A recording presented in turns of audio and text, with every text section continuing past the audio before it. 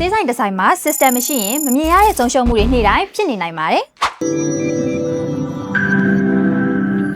expire ဆေးတွေကြောင့်ငွေဆုံးရှုံးတာရောင်းအားကောင်းတဲ့ဆေးတွေ stock out ဖြစ်တာဈေးနှုန်းပြောင်းလဲတွေကိုအချိန်မီမထိန်းချုပ်နိုင်တာဘယ်ဈေးကအမြတ်များဆုံးလဲဆိုတာမသိတာဒီလိုပြဿနာတွေကဆေးဆိုင်တော်တော်များများမှာနေ့စဉ်ကြုံတွေ့နေရတဲ့အခက်အခဲတွေပါ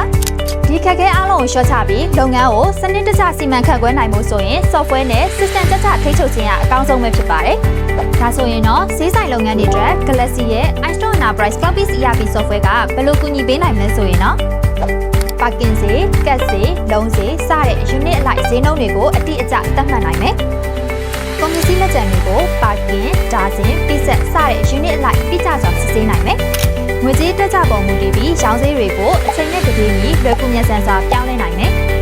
Pay ဘဏ် mobile wallet များအပြင် MM2R ကိုပါ ERP software နဲ့တိုက်ရိုက်ချိတ်ဆက်အသုံးပြုနိုင်ပြီးငွေပေးချေမှုမှတ်တမ်းတွေကိုစနစ်တကျသိမ်းဆည်းနိုင်မယ်။ FIFO စနစ်နဲ့ expire date တွေကိုစနစ်တကျထိန်းချုပ်နိုင်မယ်။ Date Fitter အသုံးပြုပြီး expire date နီးမနီးကိုအလွယ်တကူစစ်ဆေးနိုင်မယ်။ဝင်ငွေထွက်ငွေအရှုံးအမြတ်လာကျုံနှစ်ချုပ်စာရင်းတွေကို real time ကြည့်ရှုနိုင်ခြင်းစတဲ့လုပ်ဆောင်ချက်တွေကြောင့်ချိန်ကုန်သက်သာစေနဲ့ငွေကြေးဆုံးရှုံးမှုတွေကိုလျှော့ချနိုင်မယ်။လုပ်ငန်းကိုယခုထက်ပိုပြီးတော့စနစ်တကျစီမံခန့်ခွဲနိုင်မှာပဲဖြစ်ပါတယ်။ Manual စနစ်ကနေ digital စနစ်ကိုကူးပြောင်းပြီးဆေးဆိုင်လုပ်ငန်းတွေကိုယခုထက်ပိုပြီးတော့စနစ်တကျစီမံထိန်းချုပ်နိုင်မှုအတွက်စိတ်ဝင်စားရဆိုရင်တော့ Galaxy ကိုယခုပဲဆက်သွယ်စုံစမ်းလိုက်ပါတော့နော်။